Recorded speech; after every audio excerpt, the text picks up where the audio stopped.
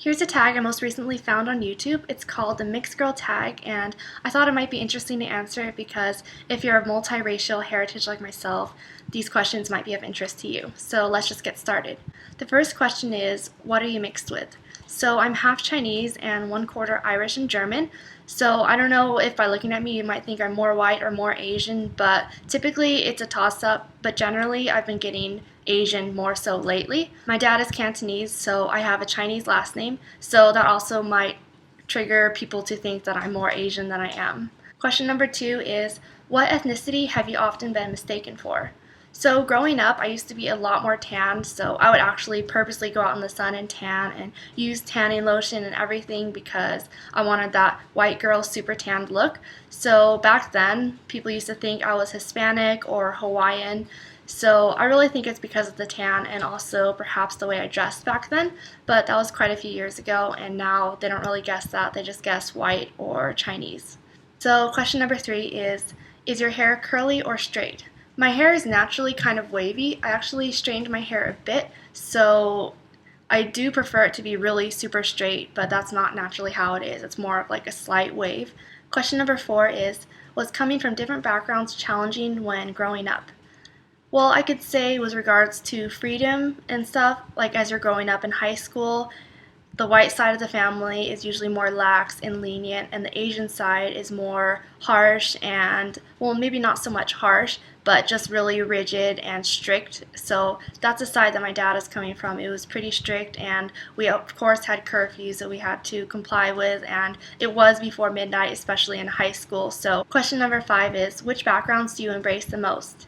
So as of late, I would embrace the Asian side of me more because most of my friends are Asian, and I do live in an Asian community, or at least really close to an Asian community, so you can get really cheap Chinese food, and there's great Chinese supermarkets even though they're crazy, and the drivers are also crazy in the parking lot. There's a lot of good deals and a lot of good food that I like to eat.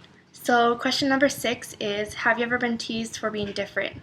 No, I haven't been teased for being different. Maybe I felt self-conscious about coming from 2 different heritages, but no one ever luckily teased me about it, so I didn't really feel insecure in that aspect. Number 7 is, have you ever been ashamed for being multiracial? So that's kind of like number 6, but number 7 speaks more on your personal feelings and personal identity. So when I was growing up, I did feel a little bit more conflicted because I wanted to identify with either one culture, because the white culture and the Asian culture can be really different at times. So I wanted the aspects of the white culture, which is they were more lenient and everything, but I also like the aspects of the Asian culture, which encourages you to master an instrument. So I actually played the piano for over 10 years, so I'm really glad I learned that skill, but that's definitely the Asian side of you, to like the parents to force you to practice every day to really master something and at the end of the day have enjoyment out of it.